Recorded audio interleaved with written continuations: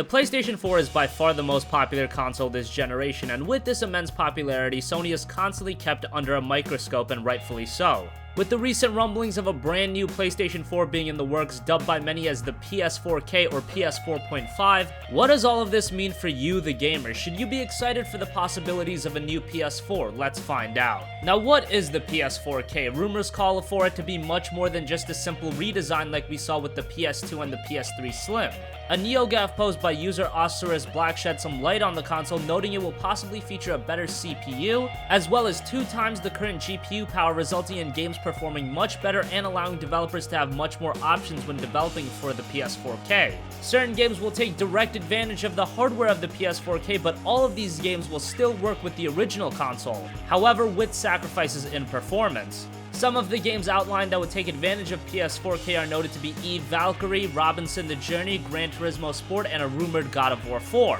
And all of that is still just rumors, with no official confirmation from Sony, but if they were to do a new PS4, this all seems pretty logical. Many seem to think that this new PS4K will be running all of your games at a 4K resolution, and I can tell you with 99.999% certainty that that will not be happening. 4K is very demanding, with even the top-of-the-line PC hardware. We're talking graphics cards alone costing $600, having a very hard time running the high-end games at that resolution. There is no way a $500 console will be running the latest games at 4K at a playable frame rate. That just seems impossible. However, a built-in 4K Blu-ray player seems very likely, and that will be a very nice addition.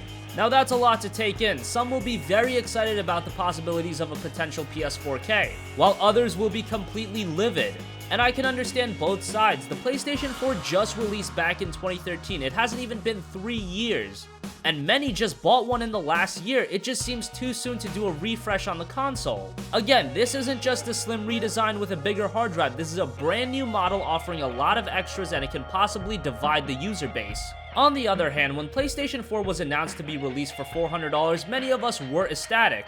But with that cheap of a price, obvious hardware limitations had to have been made, and you can see that. The current PS4, just a little over 2 years in, is already struggling with a lot of the higher end games, and many do complain about the frame rate and the performance. For those, having the option to buy a souped up console is great, and if you want to spend the extra money, you can buy the PS4K, and presumably for those that want to, the regular PS4 will still be available. It does sting to those of us that bought the PS4 and now we have to buy another new console, but hey, at least we're getting that option.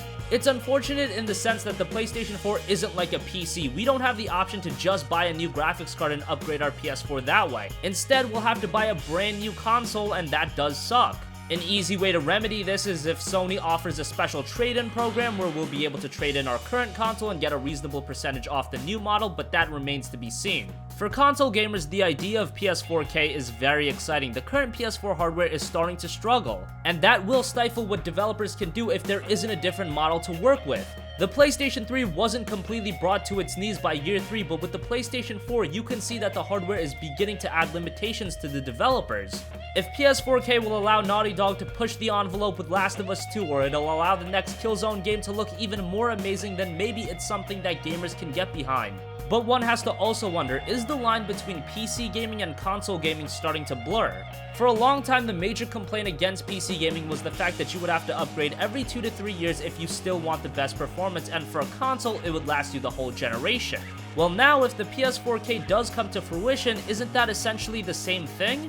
Best case scenario would be that hopefully the PlayStation 4 will still be a very competent platform. Every game will still be playable at 900p and 30 FPS, and for those that want the extra performance, you'll be able to buy the PS4K and play at 1080p and 60 FPS. But what's also worrying is that for a long time, developers were determined to release their games on both the PlayStation 3 and PlayStation 4. That caused the PS3 versions of the games to be pretty bad, and the PS4 versions of the games had to be a shackled experience. Could a similar scenario unfold with the PS4 and PS4K, where the PS4K is shackled by developers needing to release their games on both platforms? Thankfully, the difference between the PS3 and the PS4 is probably much greater than the presumable difference between the PS4 and the PS4K, but it's still something to think about. Having options is always great for the gamer, and if Sony is able to offer it in a way that won't completely screw over the gamer, then more power to them. We'll have to hear more exact details before we can give a final opinion, but currently the premise of PS4K is very exciting. What do you think? Are you absolutely disgusted by the idea of a new PS4 this quickly? Are you excited for the potential possibilities of PS4K? Or are you somewhere in the middle? Comment your thoughts down below. Thank you for watching, and goodbye.